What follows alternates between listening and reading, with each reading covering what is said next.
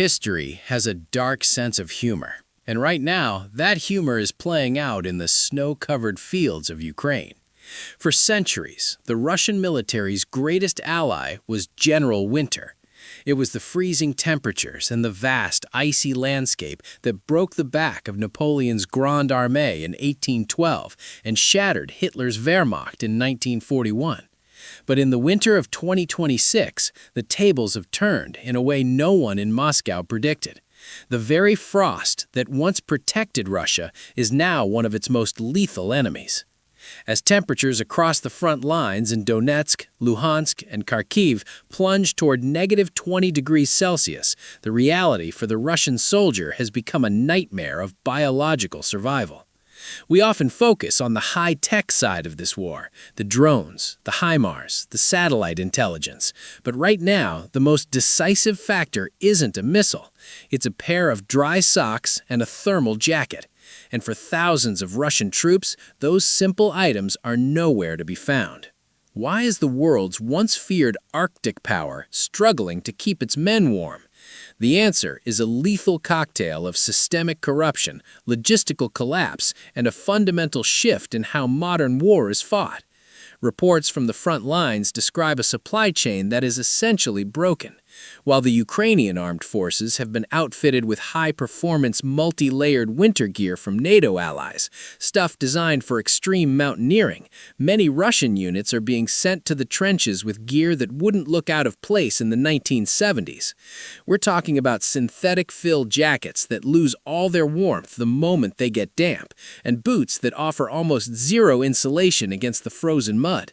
But the cold isn't just uncomfortable, it is a physical predator. When the human body is exposed to extreme cold, it begins a process of biological triage. To save your heart and brain, your body restricts blood flow to your extremities. This is where the horror of trench foot begins. It's a condition most people associate with the First World War, but it's making a massive comeback in 2026. When a soldier's feet stay wet and cold for days on end, the tissue begins to die while they are still alive. By the time they realize something is wrong, the damage is often irreversible, leading to amputations and permanent disability. Then there is the psychological toll of the warmth trap. In any other war, a freezing soldier would build a fire or use a portable stove to survive the night. In the modern Ukrainian landscape, that is a death sentence. Every square meter of the front is being watched by drones equipped with high-resolution thermal imaging.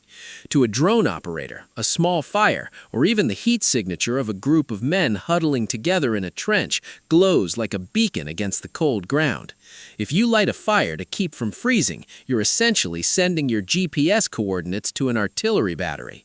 Russian soldiers are forced to choose between dying slowly of hypothermia in the dark or dying instantly from a mortar strike. The stats coming out of the medical stabilization points are staggering.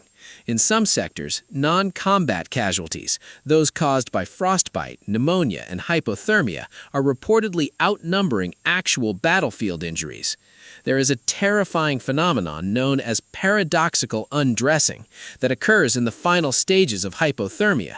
As the body's temperature regulation fails, the victim suddenly feels a diluted sensation of extreme heat.